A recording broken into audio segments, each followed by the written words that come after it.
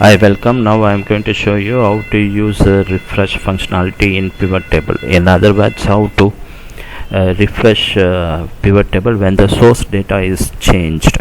Okay. So what I have here is the set of product records and their respective sales and their customer category, country, and respective sales of January, Feb, March and April. Okay, I have about 277 records.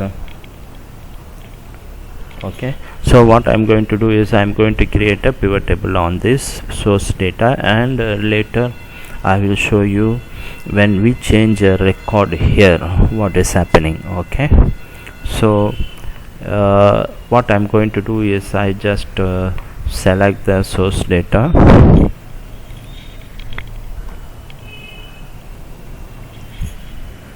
Okay, so then I just insert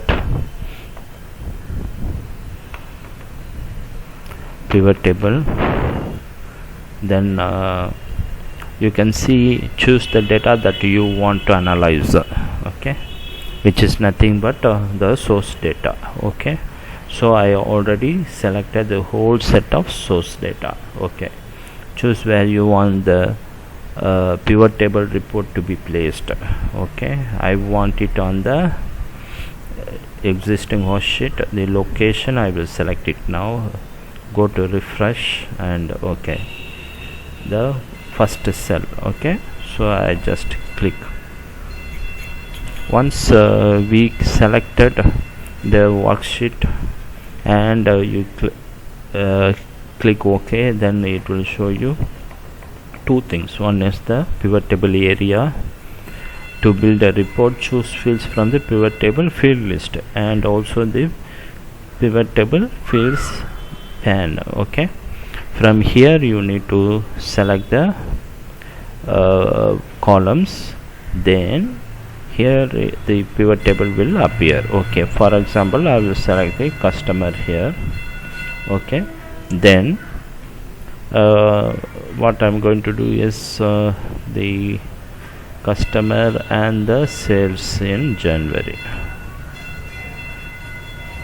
Okay, so January I want the sales. Click value field settings, sum. Okay, sum of the sales. Okay, so this is what I want it, and you see what I am going to do is this is the customer. Okay, this is sum of sales in January. Okay, so now you can see here there is one person customer and 10. Okay, and 10, and sales in January is 0. Okay, so what I am going to do is I am going to check here Alice Mutton and 10's sales in January is 0. Okay, so what I'm going to do, Anton, I am going to make it Anthony. Okay, now once now I change the source data, but when you go and see in the pivot table, there is no change in the pivot table. Okay, and if you go to Anton's record, the sales record, you drill in. Okay, the Anton's record is also coming as Alice Mutton January 0.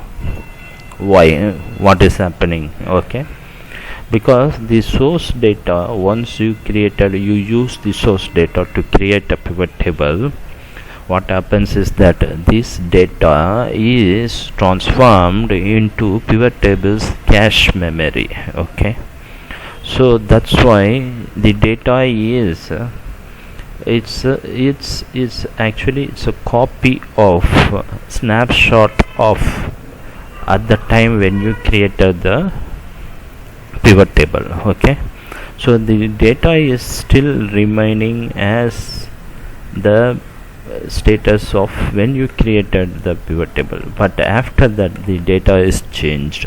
Okay, So this data is not, this record Antony is not, Anton to Antony change is not reflected in the pivot table. Then what I must do if I want to reflect? Okay, then you right click pivot table, right click, refresh. So when you refresh, what will happen? The cache is updated to the current status of the. Okay, now let's see what is happening when we refresh. Okay, right click in the pivot table, refresh. You can see it is changed. Okay, the customer Anthony is gone to final record. Okay, so but it is there, so the data is updated. Okay, the Anton changed to Anthony. Okay, probably you can sort it.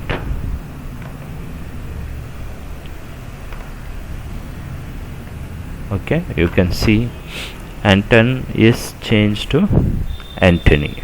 Okay, so this refresh function helps you to refresh to get the new status or the updated data. If the source data is not at all changed, no problem.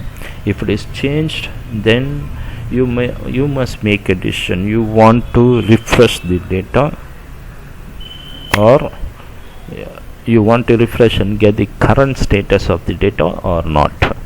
You want to get the current status, you refresh. You don't want, you just to keep it as it is. When you did this analysis, what was the status, you want the same status, then it's okay, no problem at all. Okay, so this is the refresh functionality in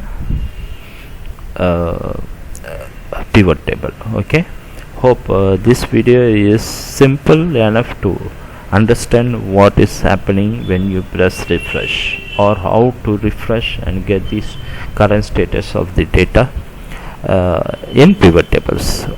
Hope you understand this concept well, and if you like my videos, please click on the Alan Sam subscribe button, which is showed in the video now, and also leave your comments, suggestions.